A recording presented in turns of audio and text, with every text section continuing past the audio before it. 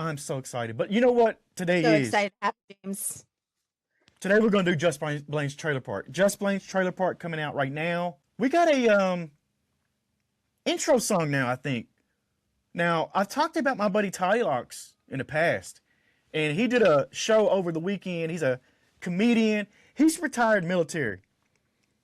I'm gonna put that first. He's retired Air Force. Me and him were pro wrestlers together. He was my manager for a while. But Toddy Locks, a lot of creativity. A lot of my creativity got unlocked because this guy allowed it. You know, like he was already doing it, and he kind of showed a lot of others. It's okay. It's okay to be weird. We are the weirdos, mister. You know, like that's what we Pave the way, stood. yes. Yeah. But let me show Pave the you way here. for He the did this rest of thing. us. He's in Omaha. He did this thing for Backline Comedy. And I think they got challenged to do something. And I think we're going to use this for Just Blaine's Trailer Park's theme song. I don't know if it really goes along with it, but check this out. They rapped on top of a trash heap here. Oh, that's Toddy Locks there with the overalls. You wanted us to do a rap song standing on top of a compost. We did it. Let's go. Green and brown, brown and green, on the ground, in the sea. Right. Need a healthy mix of everything found in between. Fruits and veggies, coffee grounds, cardboard and leaves. If you do it all correctly, then your towel won't stink. Avoid the blues and the greens. Wait a minute. Purples and pinks. That's not right. Cut all that meat, pour the milk down the sink. Okay. Keep your food out the landfill, methane levels shrink. Let the earth keep circling like it's skating the ring. I got the worms in the trench and they eating the trash. Turn garbage into gold, baby, stacking that cash. Stop, drop, put them scraps on top. Let it rot till it cooks, man, you ain't gonna stop.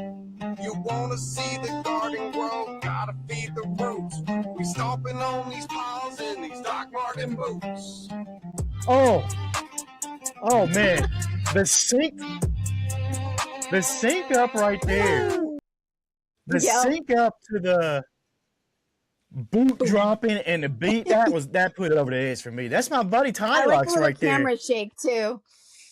Yeah, you know what's even wilder about this? And I think I'm getting this right, but my buddy's real name is Todd Graves. And the other guy in this video's name is Todd Graves, I believe. Or Todd Dillon. They got the same names. What? Crazy. I mean, it's a common name, but that's it. That makes it even wilder that's two common names and they're both exactly the same. Is this like That's a split crazy. universe kind of a thing, or is this there's something happening I don't know. that doesn't just happen. That's No, I think them two guys, they need their own show. They need their own podcast. I know a guy. Todd. I know some people that can help them. Now let's get to Love it. our first trailer. I'm going to play this one right here. Video games transcend reality and provide us with an experience we can only imagine. Yet many of our favorite characters are based on stories that preceded us. I'm Latham Holgren, and welcome to Pixels from the Past, where we will uncover popular video game characters' historical inspiration. Excavate the past with me as we discuss our favorite characters and how their pixels came from the past. You can find me on Apple Podcasts or anywhere you like to listen to podcasts. I'll see you in the past. You know he's talking my language. I mean, I'm a huge video game fan. Pixels from the past. So I'm a am fan I of to it. understand that this is how current video game characters were inspired by real people from history? That's what it seems like to me, and I think that's Okay. a fun show, right? Like, that's a cool idea. I'd be super into that. The history part of things, I'm all for. I'd have to learn a little bit more about the video game characters if it was me, but Well, maybe I like to that'll help know. you. Maybe if you know more about the history than the video game people, then you would relate because they would say, hey, this is Genghis Khan. And you'd be like, oh my gosh, this guy's going to be awful. And you find out it's, the villain from Sonic the Hedgehog, the one that Jim Carrey plays. Yeah. Could be the same type of thing, I think that's an awesome. Yeah. I'm fascinated by that. That would I probably dig get that. me to play the video games because I would go, oh, now I've heard this whole history and now I want to see what that looks like in the video game. Yeah. Yeah. We're going to have to check that one out. Pixels from the past. All right, let's get to our next one right here. It's the year 2000. A golden age of teen television is starting to dim, and a little show called Gilmore Girls hits the airwaves. Viewers meet two best friends, a young mom and her teen daughter. You and Grandma seem to have a nice talk. How much did you hear? Not much, snippets. Snippets. Little snippets. So basically everything. Basically. It wasn't exactly love at first sight. Sure, the show had fans during its 7-season run, but people didn't necessarily come up to me as much when the show was actually on to say, oh, aren't you that person from Gilmore Girls? I don't know that many people were aware of it. it wasn't like a lot of other shows at the time. Soapy dramas that followed teens stuck in love triangles. It was a comedy, and it followed 3 generations of women and the quirky residents of the small town they lived in, Stars Hollow, Connecticut. How many cups have you had this morning? None. Plus? 5, but yours is better. So it wasn't until Gilmore Girls hit streaming that it became a global sensation. I'd probably fall asleep to Gilmore Girls every night. I watch it nonstop. It's kind of like background music at our house.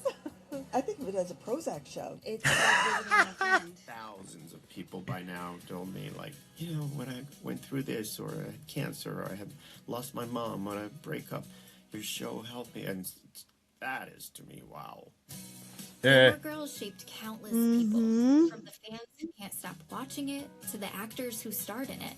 I love when women just flat out support each other and just boost each other up and are just there for each other. I could watch that all day. And in some ways, the show has come to define my home state, Connecticut. This is definitely Stars Hollow. I mean, it's a lot smaller of a town, more tight-knit.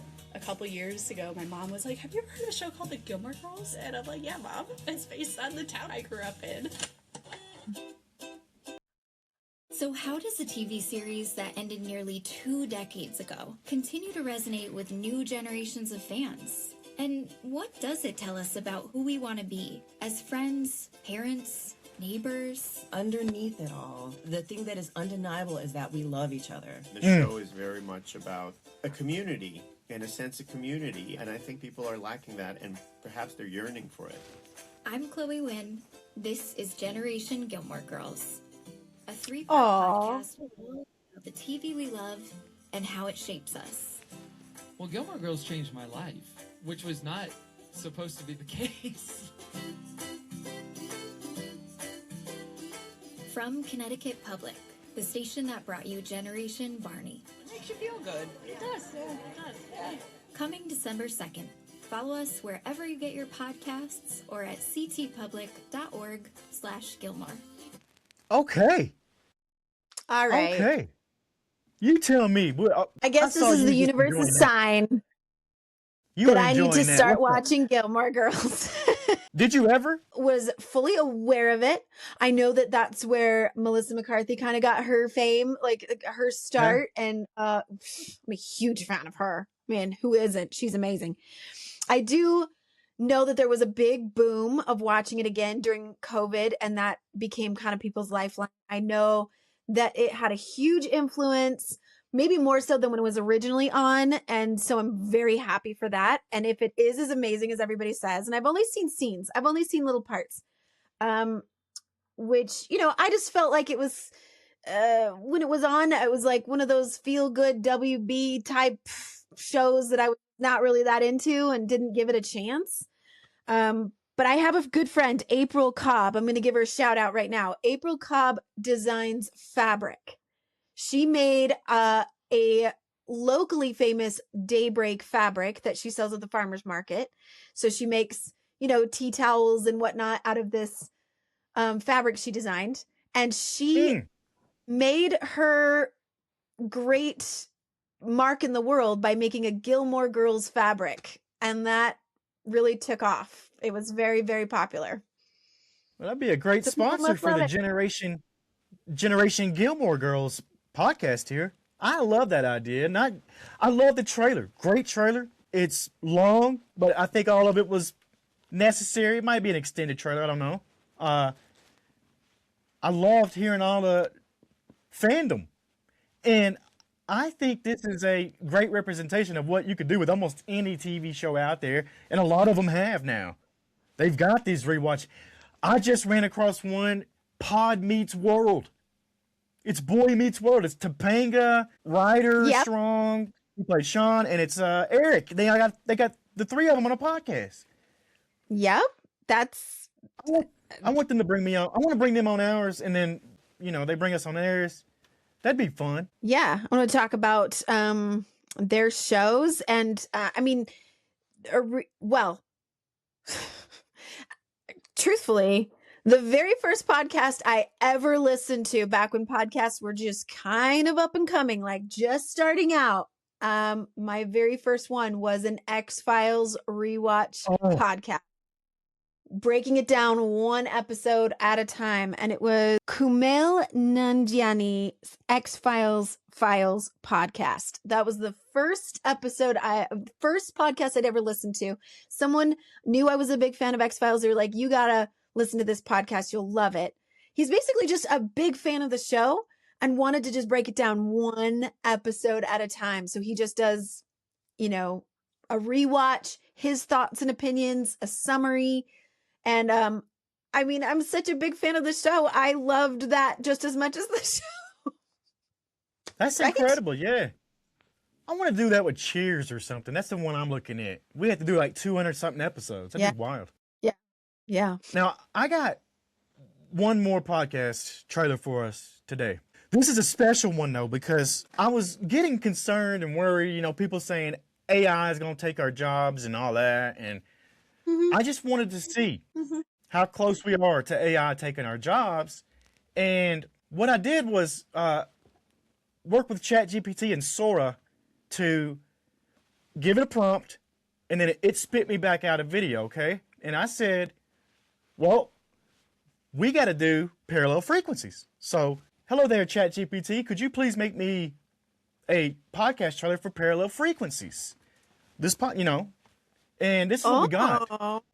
You're listening to Parallel Frequencies. I'm Jay. I'm Lila, and we chase the sounds that lead to other worlds. What if a single tone could open a door? We found out. Because we walked through it. Join us for unexpected connections and real conversations. Now, I don't know. We're nowhere close to losing our jobs on making stuff. Now, first of all, the biggest thing there, I think, to me is, it turned us black and changed our names. I don't know. We're ChatGPT. I'm not sure. And that's what I'm saying. Who are these people? That's what I was thinking. But they gave us a whole premise to a show, like hearing some sonic sound that makes it. I'm like, where'd they come up with it? I would watch this. I would actually probably watch this podcast, listen to it. Yes. Do you know what I'm starting to think after I hear that? I'm starting to think if there is a code to open a portal, it would be 2 sound frequencies, like parallel frequencies. I'm starting to think that there's something to that, and it's got me a little worried. Let's check that out again. Let's watch it again, because you got me scared now. I don't know what SPPDISDAY with a Spotify logo is, or that's Google Play. But You're listening to Parallel Frequencies. I'm Jay. I'm Lila, and we chase the sounds that lead to other worlds. What if a single tone could open a door? We found out. Because we walked through it. Join us for unexpected connections and real conversations. Jay, I have a little white guilt, honestly, feeling like maybe I took their jobs. Is that a thing? If those two people are out there, if Jay and Tina or Tara or whatever her name is out there, and they got a show called Parallel Frequencies. Oh my God, Courtney. What if AI is actually just showing us the other dimension? That's another parallel frequencies in another parallel universe. Oh my God, what if that's what AI only is it's using other universe to show us, and that's why everything looks almost real, but something's a little bit off? Is that us in another universe, a parallel? That could be us in a parallel universe. Maybe we are African American and named Jay and Tua or whatever it was there. I don't know, but I like her glasses. I kind of like. Maybe I should I start wearing did. glasses. I did. I like that. But I don't think AI is anywhere close to taking our jobs. But maybe it is giving us a portal to another dimension to be able to see in. Because oh man, I've got all kinds of questions All now. right.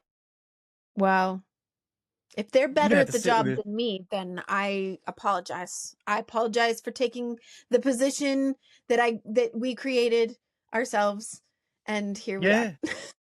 If that's a real show there, if Jay and Tita are doing a show called Parallel Frequencies in another parallel universe, how do we get them to be guests on our show and get on theirs, I wonder? Because that would be cool to do some Ooh. interdimensional. I've done a lot Yeah. in podcasting and in radio. I've never done an interdimensional interview. That's what I want. I want an interdimensional interview in 2026.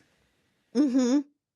With That'd be fun, the right? alternate us version or alternate podcast hosts of this podcast. Maybe that's not us, but they are the podcast hosts of this podcast in a parallel universe. So we in that universe are making compost heaps in some or whatever So we're you're doing.